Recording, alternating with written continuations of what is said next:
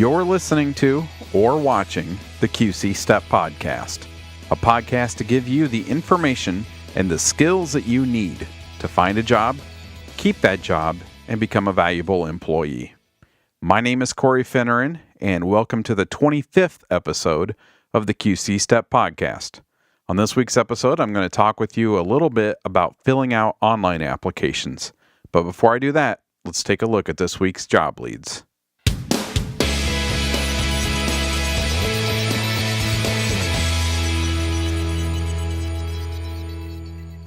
We post these job leads to QCStep.com every Monday morning, but next week, because nobody has school the day after Easter, they'll come out on Tuesday rather than Monday. So this week's job leads are under the post Job Leads March 25th, 2013. You'll notice that all of these leads have online applications linked to them. Toys R Us, that's the one in Davenport and the one in Moline, are both looking for stock crew. The city of Rock Island is looking for seasonal laborers, and I talked about those positions last week. So that's mowing the lawns at the parks and just general seasonal outside gardening maintenance type stuff. The Sears at South Park Mall, they're looking for cashiers. The Taco Bell in Moline on Avenue of the Cities is looking for crew members. And Red Robin over in Davenport, they're looking for hosts and hostesses, and you have to be 18. And as I said, the links to the online applications for all of these are on our site. If you'd like more information on any of these job leads or help with the online applications, there's a contact form at the bottom of the post for the job leads, and then I'll put one at the bottom of this post. So just fill that out. It gets sent to me, and then I'll give it to either Gary or Carrie, whichever one works with the school that you go to.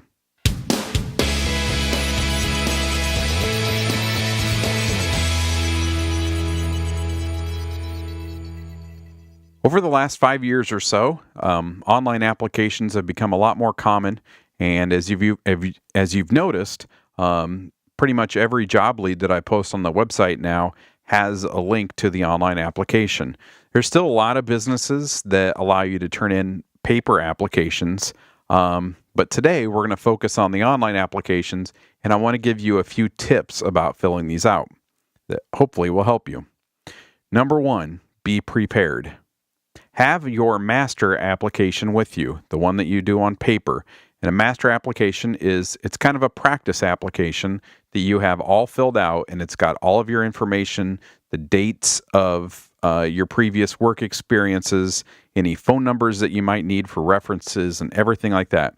It's got it all filled out, and then all you have to do is copy it from, if you're filling out a paper application, copy it to that, or if you're filling out an online application, you've got all your information, you can just type it into the entry forms on the online application. And you'll want to have this with you, and it will help you fill out the online application much quicker than if you tried to do it without it. Number two, speaking of being quicker, online applications take a really long time.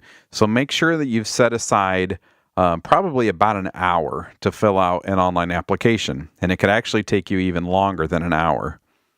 Because this is going to take a while, don't get stressed out. Don't be impatient. Understand that it's going to take you a while. But when you get impatient, you rush through things, and you don't do as good of a job of filling out the application if you're just trying to get through it. Because if you're doing that, there's really no point in filling one out, because you're not putting down the best information, and you're just not filling it out the best. And that's not the most productive way to do it. Number three, when you start the application, a lot of times they'll give you the option to create a username and a password. You should definitely do this. And what it does is it allows you to save where you are in the application process and then go back and pick up where you left off.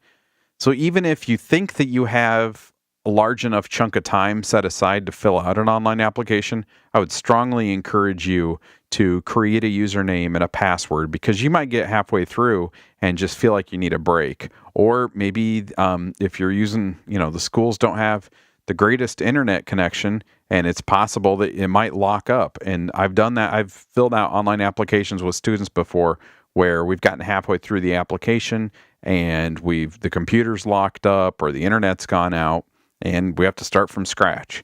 So even if you think that you're going to have the time to finish the online application, I would create a username and a password. Number 4, the toughest part of the online application is the questionnaire section. And you're looking at anywhere between 20 and 100 or more questions that you're going to be filling out. And it can be very frustrating. And what makes it even tougher is the fact that different employers are looking for different types of answers. And for instance, maybe they want you to answer it from a customer's perspective or from the employer's perspective. It's just really tough. And fortunately, we've started kind of talking with the different employers and finding out what they're looking for in their online applications. So contact Gary or Carrie through the contact forms on our website, and they can give you suggestions on what approach to take with the questions based on who the employer is. So online applications are tough, but they're not impossible. And you can give yourself a better shot of succeeding with an online application if you follow these tips. Your STEP teachers or your co-op teachers and the QC STEP staff are here to help you get through the process. If you feel confident to do the application on your own and you get in over your head, then save where you are and contact us, and then we can get back together with you and log on and help you, pick up where you left off.